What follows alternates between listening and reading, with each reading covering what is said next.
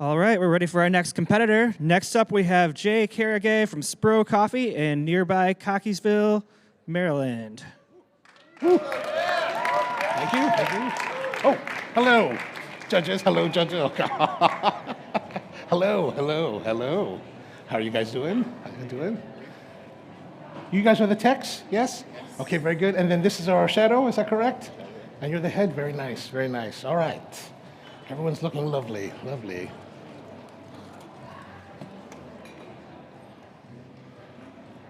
Ready? Take your time. I'm in no rush. I'm in no rush. Everyone's ready? Yes? All right, time. Hello, judges. I'm Jay, and I am from Spro in Baltimore. Welcome to my city. I'm glad to have you here. It's a very special occasion for me to have all of you. I'm very honored to have especially two of my dear friends sitting here, as well as you judges, so thank you for coming. So what we're going to do today is we're going to make some espresso for you. First, you're going to need some water, of course. Mr. Head Judge, your water is over here. So today's water, at least in this bottle, comes from Baltimore. This is our tap water. Baltimore's tap water is actually one of the top 5 waters in the United States. When we measure the water at our plants, we find that it is only 0.005 ppm off of one parameter for the SCA Gold Cup standard. So the water here is quite excellent. You'll find that coffee shops in Baltimore don't really do any kind of like reverse osmosis or filtration or anything like that. So today's coffee we're going to be doing is our house coffee blend called Espresso 99. And basically, we are taking 70% of a Guatemala Candelaria Huehuetenango from Hoya Grande Finca, and then we are mixing that, that's a wash coffee, we are mixing that with 30% of a natural coffee that comes from the 2020 crop. This is a 2020 crop from Honduras, from the Comayagua district in Los Planes, a place called Finca del Cerro, father and son, really small farm that makes a nice coffee. What we're doing is we're taking this coffee, and several years ago, in 2007, I learned a technique about aging coffee from a coffee master by the name of Ichiro Sekiguchi from Ginza's Cafe del Hombre. And it's really a matter of trying to take that coffee and giving it time to mature. So this coffee that started as really bright fruit has now mellowed more into, well, at the roastery was mellowed into like more of this dark, dry cherry. Now on these machines with this water, it's kind of giving like a red-orange kind of character to it.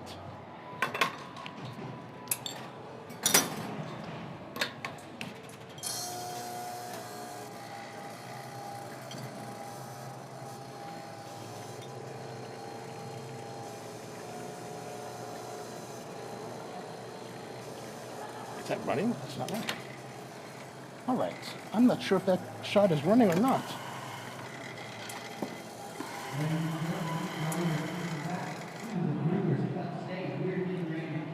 So I'm going to do another one.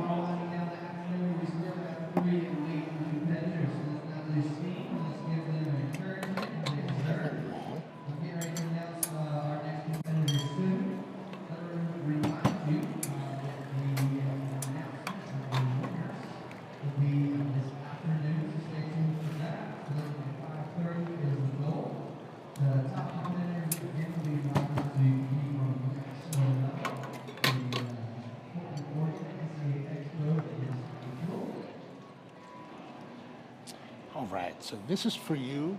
Give it a moment, have a look at the crema, but give it a moment before evaluating it. Actually, we'll talk a little bit more before you evaluate it, mainly because I think the coffee comes a little bit better when it cools down a little bit, right? You know. So what else I need to tell you about the coffee before you taste it, because you have to know about, so we need to probably have a little bit of citrus on the beginning, then that's going to move into that kind of red-orange, blood orange kind of character, as well as cacao, a little bit of maybe molasses, some caramel. You're going to have, well, hopefully you're going to have nice rounded body, kind of medium heavy, smooth on the tactile, the texture. What else do we need to tell you? Anything else? Yeah, that's good. All right. So How much time, Ben? 5 minutes. Okay. Feel free to drink then.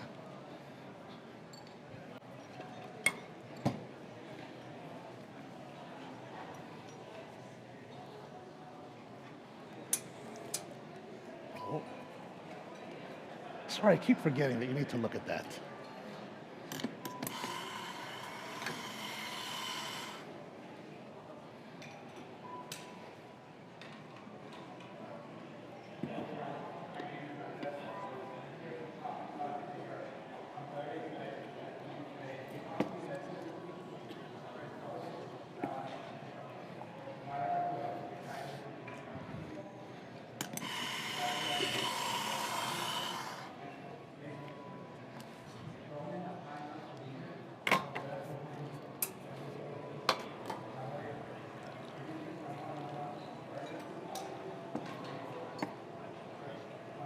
Thank you.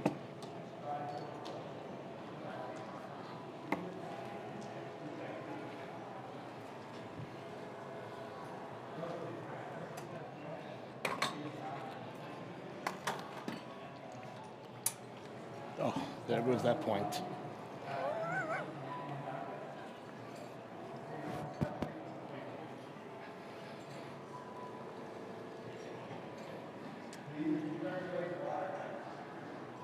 All right, so for our signature drink today, this is coffee on the half shell.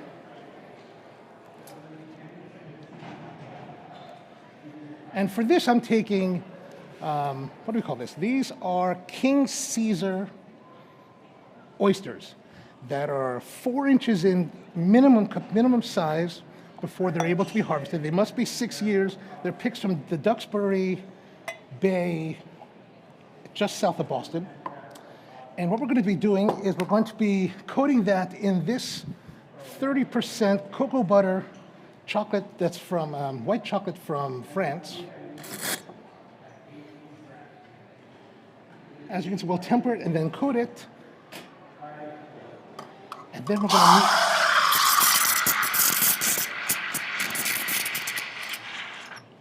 we're going to mix it with some nice toppings to hopefully give you something that you would find enjoyable. So because of the fruitiness, we're going to mix in a little bit of this Amarena cherries that are from Italy. These are wild cherries that are preserved in their own natural syrup. So the syrup is using 3 minutes? Okay. It's using its own juices to create the syrup. And that's going to blend in really nicely with the coffee.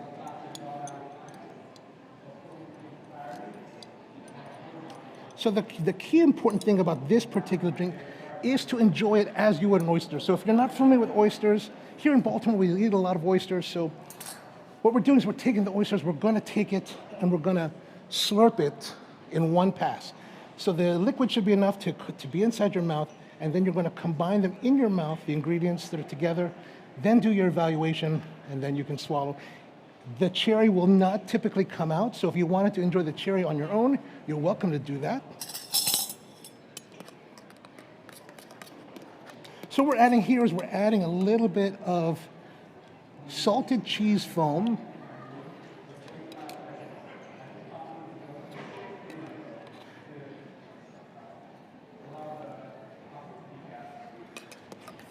And so what's going on is basically the white chocolate, it's not meant to have a heavy white chocolate flavor. The white chocolate is really to give smoothness to the espresso, smoothing out the espresso. And then the cheese also adds a slight cheesy character, not very heavy, really, really light. And then because when I eat oysters, I like to shake Tabasco on it. I was looking for something that would kind of give that shaking. This is really just my own personal fetish, but I thought the bitters, I'm using old-fashioned bitters, I thought they would all round it out with a nice amount of, just a hint of savory. So, thank you. Here we are, judges. And of course, these are meant to share between the two of you. All right. So give it a try and see what you think.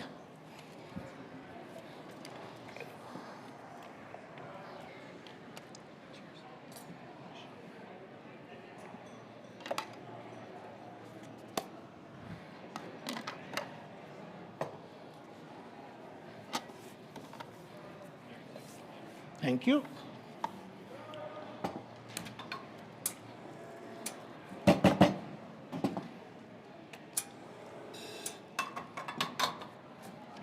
How much time? 15 seconds.